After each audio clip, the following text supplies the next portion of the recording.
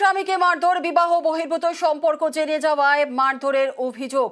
নরেন্দ্রপুরের মহামায়াতলার ঘটনা। স্ত্রী এবং তার প্রেমিকের মারে মাথা ফাটে স্বামীর।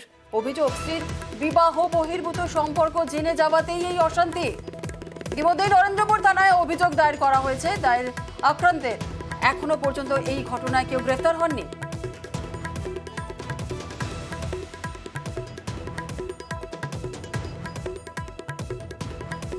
ওকে আমি জ্বালালাম, রেকর্ডিংটা শোনালাম। আমি রেকর্ডিংটা কোথায় থেকে, এটা কি হয়েছে? তুই কাকে ভালো আছিস? এই ছেলেটাকে, আর তুই এইগুলো করছিলিস কেন? বলছে তুমি বেশি বাড়াবাড়ি করছো। আমি বেশি বাড়াবাড়ি নি, তোর প্রমাণ আমি হাতে নাতে ধরেছি, আর সহ্য করতে পারবো। ওর পিসির বাড়ি থেকে আমতলায় ডাকলো। ওর যে গার্লফ্রেন্ড আছে, ও ছেলে ফুলে নিয়ে এসেছিল, আমার শালারা ও ধরে আমার বাটাম নিয়ে গেছে। চোলাই মদের ভাটি ভাঙলো পুলিশ। বাঁকুড়ার বিষ্ণুপুরে পুলিশের অভিযান, নষ্ট করে দেওয়া হলো 1000 লিটারের বেশি চোলাই মদ। শুধু তাই নয়, ভাঙা হয়েছে একাধিক মদের ভাটিও। চোলাই মদের ভাটি ভাঙলো পুলিশ। বাঁকুড়ার বিষ্ণুপুরে পুলিশের অভিযান, নষ্ট করা হলো 1000 লিটারের বেশি চোলাই মদ। ভাঙা হয়েছে একাধিক মদের ভাটি। দেবব্রত আমাদের সঙ্গে রয়েছে, আরো বিস্তারিত বলবে। দেবব্রত, বাঁকুড়ার বিষ্ণুপুরে পুলিশের তো তাহলে এটা বড়সড় এক অভিযান ছিল এবং বড়সড় সাফল্যও বলা যায়। একেবারেই জুনেলা, দেখো, বিষ্ণুপুর থানা পুলিশের বড়সড় সাফল্য বলাই চলে। কারণ দীর্ঘদিন ধরে অভিযোগ আসছিল বিষ্ণুপুর থানার যে মরার গ্রাম পঞ্চায়েত রয়েছে, এই মরার গ্রাম পঞ্চায়েতের খোলামুড়িয়া ও গোড়াবাগান এলাকায় দীর্ঘদিন ধরে এক শ্রেণীর অসাধু ব্যক্তি চোলাই মদের ভাটি থেকে চোলাই মদ তৈরি করছিল। এই চোলাই মদ খেয়ে এলাকায় যুবক থেকে শুরু করে বয়স্ক লোক সকলেই মদ্যপ অবস্থায় হচ্ছিল এবং পরিবার ভেসে যাচ্ছিল, এমনটা অভিযোগ আসছিল। সেই অভিযোগ পেয়ে কিন্তু একেবারে গোপনে বিষ্ণুপুর থানা পুলিশ অভিযান চালায় ওই এলাকায়, যে সেখানে একাধিক চোলাই মদের ভাটি ভেঙে গুড়িয়ে দেওয়া হয়, রীতিমতো নষ্ট করে দেওয়া হয়। একাধিক চোলাই মদ তৈরি করার যে কাঁচামাল রয়েছে, সেই কাঁচামাল 1000 লিটারেরও বেশি চোলাই মদ বাজেয়াপ্ত করা হয় পুলিশের পক্ষ থেকে। সব মিলিয়ে পুলিশের এই অভিযানে এলাকার মানুষ যেমনটা খুশি, তেমনটাই মনে করে পুলিশ বলছেন যে লাগাতার এই অভিযান চলবে। কারণ দীর্ঘদিন ধরে যে সমস্ত অসাধু ব্যক্তিরা এই ধরনের কার্যকলাপ করছে, তাদের বিরুদ্ধে কন্টিনিউ অভিযোগ চলবে এবং অভিযোগ চালাবে বিষ্ণুপুর থানা পুলিশ। সব মিলিয়ে এই সাফল্যে কিন্তু এলাকার মানুষ খুশি হয়েছে। জুনেলা, বেশ বেশ বেশ একেবারেই। দেবব্রত, এই ঘটনা কাউকে কি আটক করা হয়েছে বা গ্রেফতার করা হয়েছে? এখনো পর্যন্ত দেখো, এই ঘটনা নিয়ে তদন্ত শুরু করেছে। যে সমস্ত অসাধু ব্যক্তিরা এই এলাকায় কার্যকলাপ করছিল, তারা সেখান থেকে পালিয়ে গেছে, তাদের বিরুদ্ধে তদন্ত শুরু করেছে পুলিশ। কে বা কারা এই ঘটনার সঙ্গে জড়িয়ে রয়েছে, যখন গ্রামে পুলিশ ঢোকে তখন ঠিক এই অসাধু ব্যক্তিরা গ্রাম ছেড়ে পালিয়ে যায়। রীতিমতো মদের যে ভাটি, সেই ভাটি ছেড়ে পালিয়ে যায়।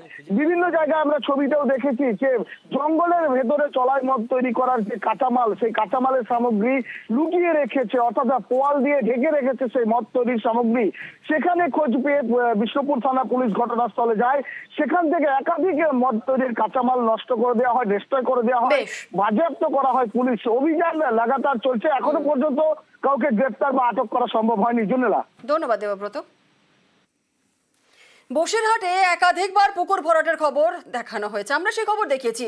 পুকুর ভরাটের খবর করতে গিয়ে হুমকির মুখেও পড়তে হয়েছে অনেকবার আমাদের প্রতিনিধিকে।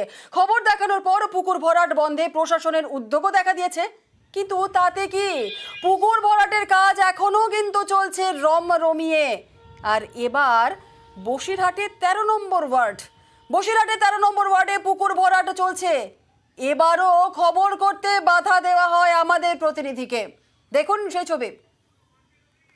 সেটা আমায় বলুন, যে জানিয়েছে তার নামে আমরা উল্টো কেস করব। আমাদের কাউন্সিলরকে বলা হয়েছে তো,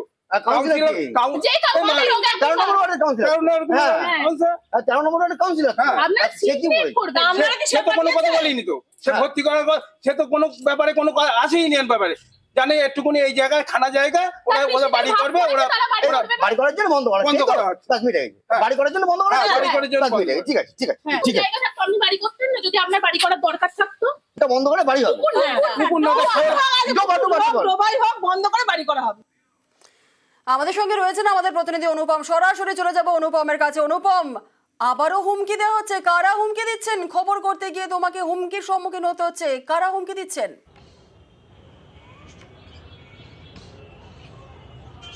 দেখো জুনেলা, এই যে বসিরহাটের 13 নম্বর ওয়ার্ডের যে কাস্টম অফিসের পিছনে গোকুল কুন্ডু বলে এক ভদ্রলোক যিনি প্রয়াত, তার যে সম্পত্তি সেই সম্পত্তি ভাগাভাগি হয়ে যায় এবং সেই সম্পত্তির একটা ভাগ পায় তার বড় মেয়ে এবং জামাই।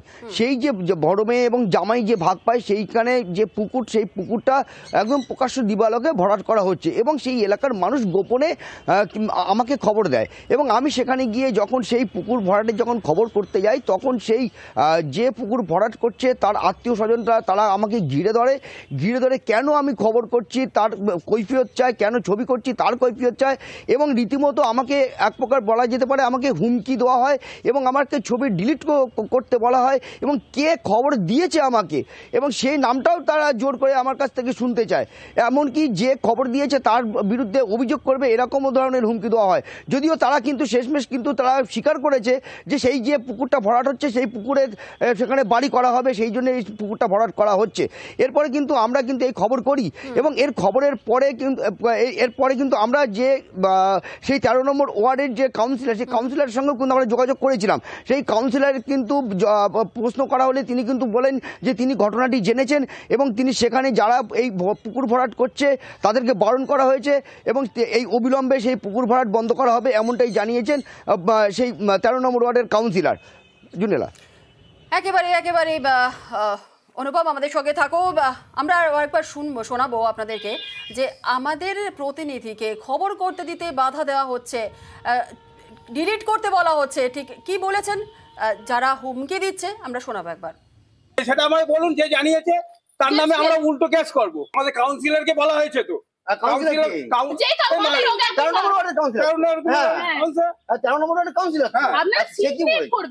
সে তো কোনো কথা বলিনি তো, সে ভর্তি করার পর সে তো কোনো ব্যাপারে কোনো আসেই নি ব্যাপারে, জানে একটুকুনি এই জায়গায় খানা জায়গা ওরা বাড়ি করবে, ওরা বাড়ি করার জন্য বন্ধ করা হচ্ছে, বাড়ি করার জন্য বন্ধ করা হচ্ছে।